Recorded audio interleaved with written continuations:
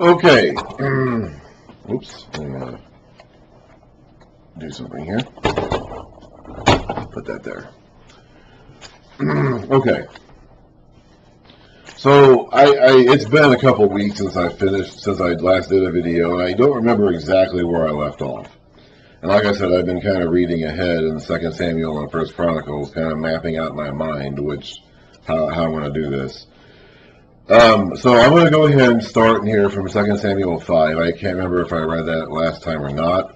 But in 2 Samuel 2, 3, and 4, we covered this civil conflict that went on between David and as he was becoming king of Judah and the remainder of the house of Saul. Which is probably not really a civil war per se. You know, it was, let's say, more of a civil conflict. They wouldn't have been engaged in open warfare with each other very much. We did read about that skirmish at the well. I believe it was a well in 2 Samuel 2. The pool of Gibeon. We did read about a skirmish there, which ended up resulting in a battle. But they called the battle off after a certain point. You know, they didn't really want to fight each other in open warfare and bloodshed too much. Abner, the commander of Saul's people, eventually defects to David and kind of hands the kingdom over to him, and then he gets murdered by Joab. That's more like a grudge between the two of those men individually. And so it probably isn't really accurate to say it was a civil war. They weren't really engaged in active, open hostilities with each other for the most part. It was more of a civil conflict. But Ishbosheth is dead. He's been murdered. You know, Abner is dead. Now Ishbosheth is dead. So there isn't really much resistance left. So we are in 2 Samuel 5. All the tribes of Israel came to David at Hebron and said, "We are your own flesh and blood. In the past, while Saul was king over us, you were the one who led Israel on their military campaigns." We read about that from almost when we first met David, after Goliath. "And the Lord said to you, you will shepherd my people Israel, and you will become their ruler." Now, we don't have any incident of God ever saying that to David in front of the people. I don't know what they're talking about there specifically, whether that happened, and it's just something like that just isn't recorded, or it didn't happen, and they're just kind of like referring to some common knowledge that had settled in. You know, we did kind of see as 1 Samuel went on that more and more people seemed to accept that David was going to be king someday, and Saul himself eventually kind of got to that point too. So I don't know if there was a proclamation per se, like when Samuel anointed David, that seemed to be a secret ceremony, and to me the text is not even clear Samuel told David or Jesse or anybody what the anointing was even for. So we go from a secret anointing ceremony where it's not even clear if the one being anointed knows what he's being anointed for, to at some point it became so obvious that everybody in Israel knew it somehow. So they're not going to fight him any longer. They're not going to stand in his way anymore. So when all the elders of Israel had come to King David at Hebron, the king made a compact with them and at Hebron before the Lord, and they anointed David king over Israel.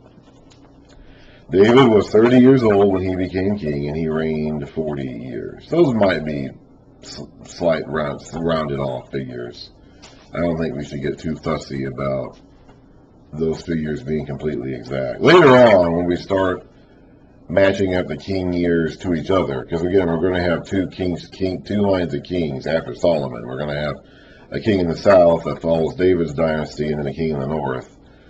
And then what's going to happen after that is that the various king years are going to be measured against each other. So then we can be a lot more precise about the specific, years of their reign. But here with David, I think it's still vague enough that we may be okay not necessarily saying it had to be an exact 40 years. 30, of course, is like the year of adulthood. You know, in their culture, in their mindset, when you're 30, you're an adult. That's why Jesus' ministry started when he was 30. The priests entered service when they were 30. They started training for service when they were 20, and they entered service when they were 30. Now, you were a fighting male, you were a fit military man at age 20. If you were 20 years old, you were fit to go out and fight. Now, you wouldn't have been telling anybody what to do if you were 20. You wouldn't have been in a position of leadership or authority of any kind. But you were physically old enough and developed enough to be a fighting man when you were 20 years old. You were an adult when you became 30. And that is still basically, I mean, as someone who has passed 30, who is now well on the other side of 30, it's like, you're not really fully an adult until you're about 30, maybe 25. It's like your brain just doesn't, we know this now as we have studied the way the brain develops over time. It's like your brain just doesn't really become an adult brain until you're in your mid-20s. Even if you're physically old enough to be a fighter, a military fighter, you can go out and fight and be cannon fodder for the enemies. Which is pretty much what you're going to be if you're that age. If you're, you know, it's like that's, even if you're old enough to do that, even if you're old enough to like have sex and copulate and reproduce, that happens even earlier. It's like you're still not really mentally and emotionally and maturity-wise an adult until sometime between 25 and 30. And I think you see that reflected in their teaching and their law that priests were trained starting at age 20 but entered service at age 30. David here becomes king at 30. Jesus starts his ministry at 30. I think you see that concept reflected in that you know, when you're 30, you're an adult.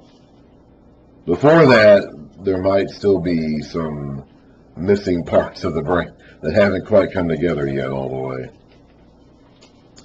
David was 30 years old when he became king, and he reigned 40 years. In Hebron, he reigned over Judah 7 years and 6 months, and in Jerusalem, he reigned over all Israel and Judah 33 years. The king and his men marched to Jerusalem to attack the Jebusites who lived there. They've been there since time immemorial. Okay, like when they came into the land back in the days of Joshua, they could not take Jerusalem. Jerusalem was actually in the territory of Benjamin. Let's see here. Where does it mention Benjamin? Is that here? The allotment for Benjamin? And then Joshua 17.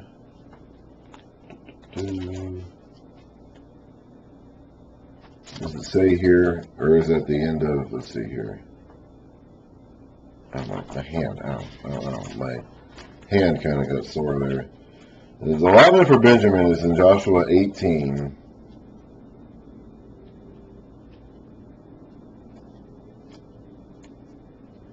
Valley of Rephaim, Hinnom Valley. Hinnom Valley is hell, by the way, just so you know.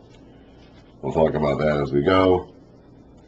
So they're talking about the boundaries around Jerusalem, but it doesn't mention Jerusalem here. And there it says the Jebusite city that is Jerusalem is one of their towns. Maybe it's the beginning of Judges.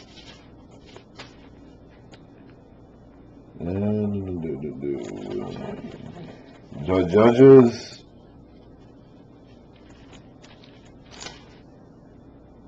Hang on.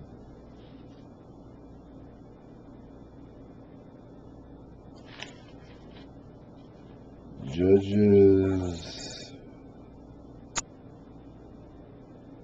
1.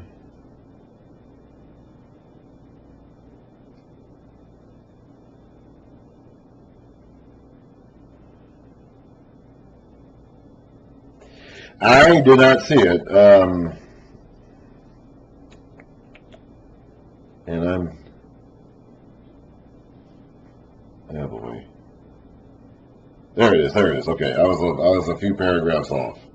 Judges 1, verse 21, let's just read verse 21. The Benjamites, however, failed to dislodge the Jebusites who were living in Jerusalem. To this day, the Jebusites lived there with the Benjamites. So whoever wrote Judges was living at a time before they finally did capture Jerusalem. David is the one who finally gets it. And this isn't Benjamite territory. It's not in Judahite territory. So David is establishing a new capital away from Hebron, which wasn't Judah territory, to a more neutral site, possibly to pacify his clansmen, his tribesmen and Benjamin and stuff, to not be so. He took the kingship from them, so he's moving his capital, their territory, as I think a way of kind of trying to a political move. So anyway, the king and his, now this was 400 years later. I mean, they came into the land in 1400 or so BC, and David is now king in around 1000 or so BC. So this is about 400 years later when they finally get Jerusalem. The king and his men marched to Jerusalem to attack the Jebusites who lived there. The Jebusites said to David, "You will not get in here. Even the blind and the lame can ward you off." They thought that David cannot get in here. Nevertheless, David captured the fortress of Zion, the city of David. On that day, David said, "Anyone who conquers the Jebusites will have to use the water shaft to reach those lame and blind to our David's enemies." Let me see what these scaling hooks are hated by David. This is kind of an awkward sentence here. That is why they say the blind and lame will not enter the palace. I don't know exactly what this is referring to because I'm not sure what the original language means or how the words are written. This is a confusing section here about this blind and lame stuff. At any rate, the people living there were pretty confident that David wouldn't be able to get in. This was a hard city to attack because it was surrounded by valleys.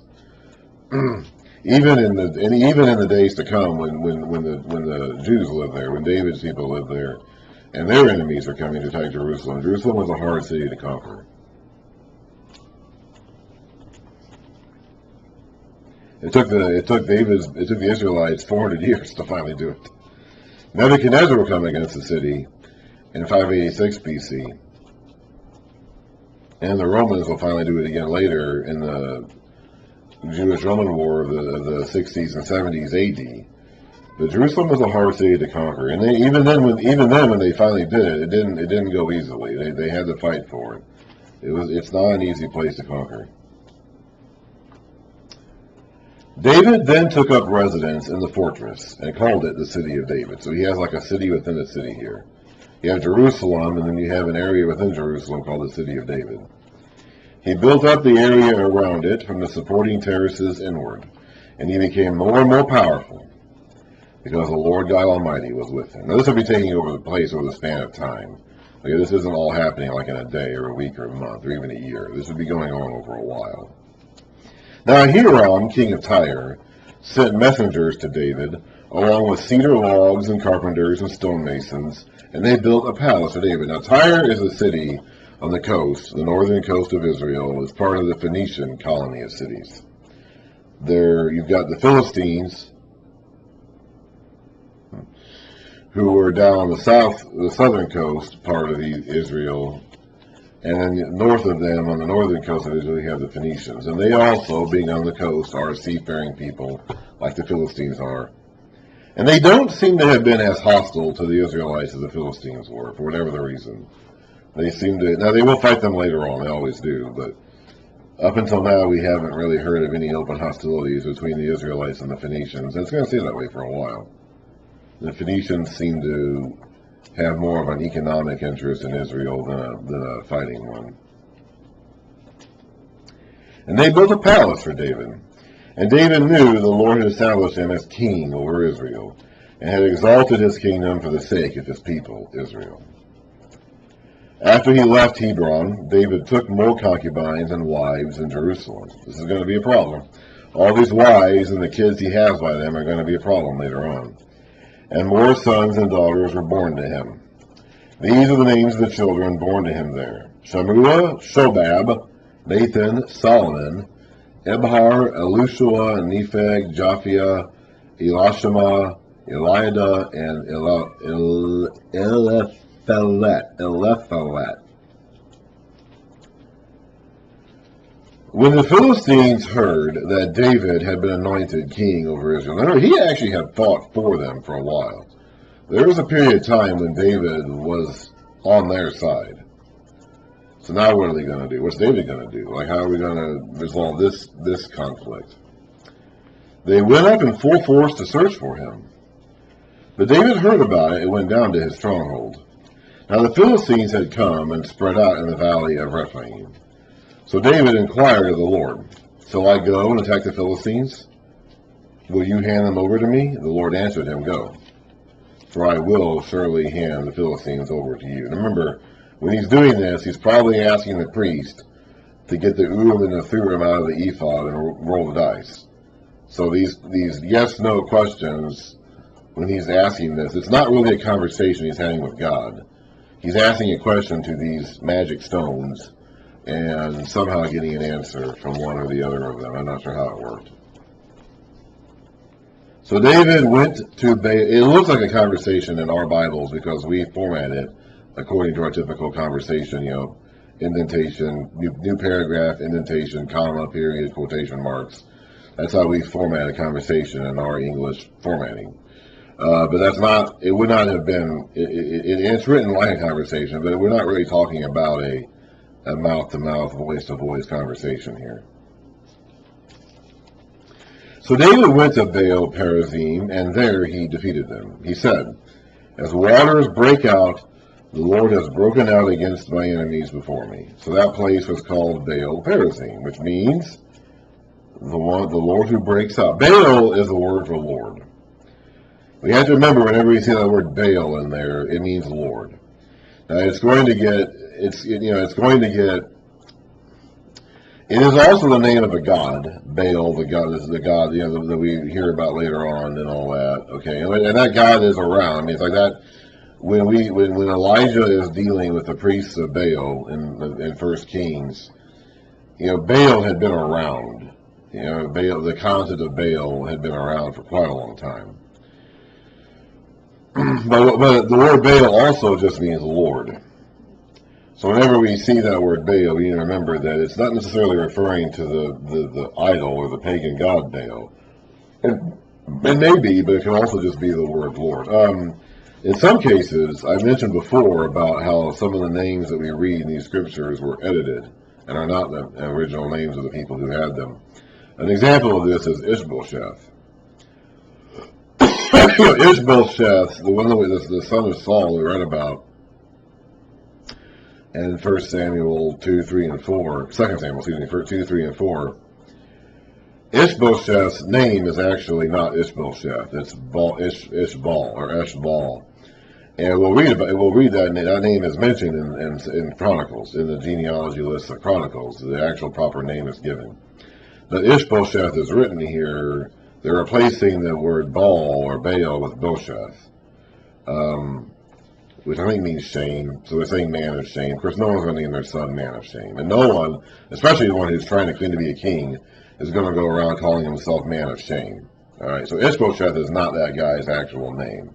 His name was Eshbal, which means Lord of Fire or Lord of something. Because Baal is a word that means Lord.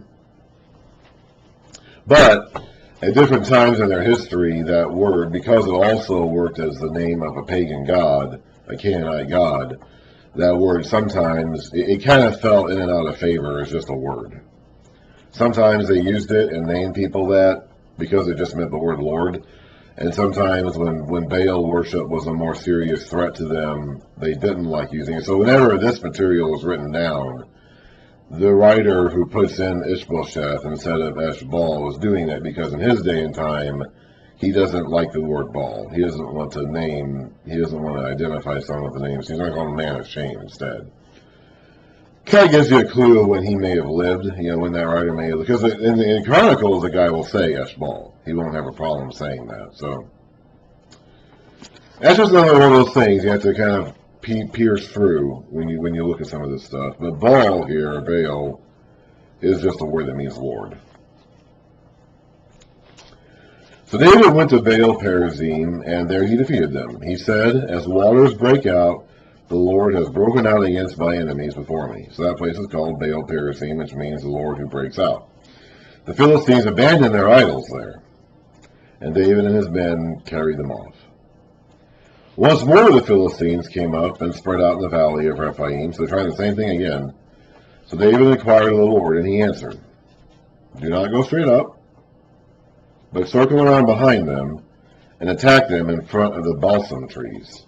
As soon as you hear the sound of marching in the tops of the trees, move quickly, because that will mean the Lord has gone out in front of you to strike the Philistine army. I'm not sure if that means the trees were swaying in the wind, or if it was supposed to be the sound of angels' footsteps moving in the treetops. I'm not sure what that exactly means. By the way, this seems like a more in-depth conversation, so I'm wondering if God is actually giving David instructions through the mouth of a prophet or something, because it doesn't seem like simply asking a yes or no question to these magical glowing stones would be able to produce an answer like this. But I don't know. Neither do you, for that matter. Nobody really knows. So David did as the Lord commanded him, and he struck down the Philistines all the way from Gibeon to Gezer.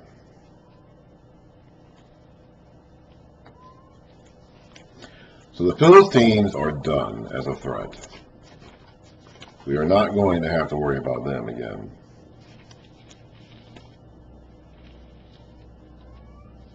This is the way that 1 Chronicles says this. This is 1 Chronicles chapter 11, starting in verse 1. All Israel came together to David at Hebron and said, we are your own flesh and blood. In the past, even while Saul was king, you were the one who led Israel on their military campaigns. And the Lord your God said to you, you will shepherd my people Israel, and you will become their ruler. When all the elders of Israel had come to King David at Hebron, he made a compact with them at Hebron before the Lord. And they anointed David king over Israel, as the Lord had promised through Samuel. David and all the Israelites marched to Jerusalem, that is, Jebus, the city of the Jebusites. The Jebusites who lived there said to David, you will not get in here. Nevertheless, David captured the fortress of Zion, the city of David. David had said, whoever leads the attack on the Jebusites will become commander-in-chief. Joab, son of Zeruiah, went up first, and so he received the command. Remember that guy? He was the guy who killed Abner. He was the guy that his bloodthirsty desire for revenge was condemned by David. But now he's pretty well set. He's David's top guy now, so David can't get rid of him. David then took up residence in the fortress. And remember, that detail wasn't included in Samuel. So there's a little bit of information that we get from Chronicles that wasn't in Samuel. David then took up residence in the fortress, and so it was called the City of David. He built up the city around it, from the supporting terraces to the surrounding wall, while Joab restored the rest of the city, another detail that we didn't read about in Samuel. And David became more and more powerful, because the Lord Almighty was with him.